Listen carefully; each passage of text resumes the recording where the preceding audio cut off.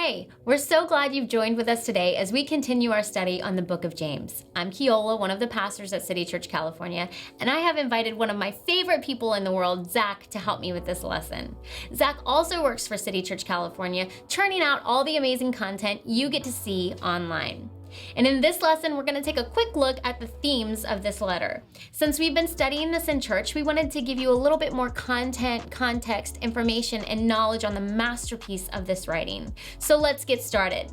First and foremost, the overall themes of this book are faith and works. And we see both of these words used a total of 16 times in just 5 chapters.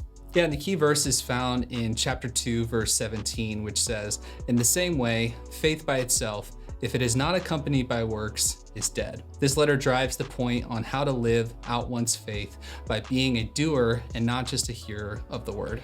And we covered this in one of our earlier videos, but just to recap, this is not saying that you have to do good things to be saved. It is saying, however, that works are a manifestation of our faith. They have to go hand in hand. Now, this outlook is established in the midst of the social and spiritual conflict between rich and poor, and it also comes during a time when there is a lot of spiritual conflict between the cliques within the church. And James is going to come in, and he's going to rebuke his readers for their worldliness, and he's going to challenge them to seek divine wisdom in working out these problems, while also strongly advising believers to get right with God.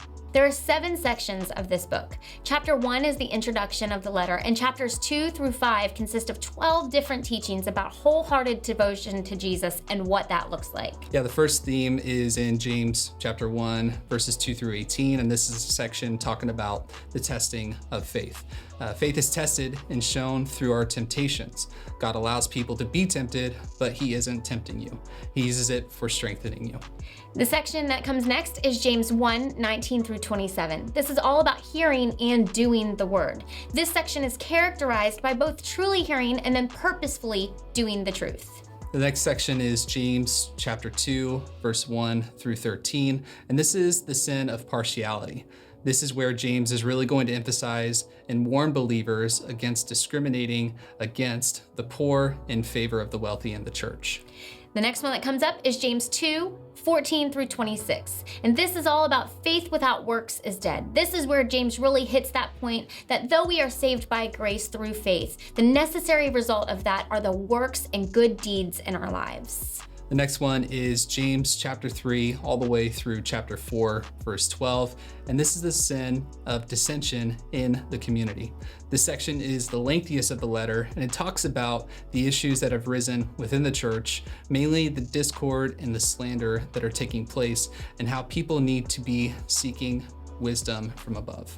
Then we have James 4, verse 13 through chapter 5, verse 12. This is the sins of the wealthy, and this is where James condemns the sins of the wealthy and issues a call for patience and suffering. The last theme is in James chapter 5, verses 13 through 20, and this is where faith is shown by our prayers. This section speaks mainly of prayer and that we should be praying for one another. So there you have it, everything you need to know about the themes of the book of James. We hope that you learned something and that this gives you a little more insight as you begin to dive in and study these much needed scriptures.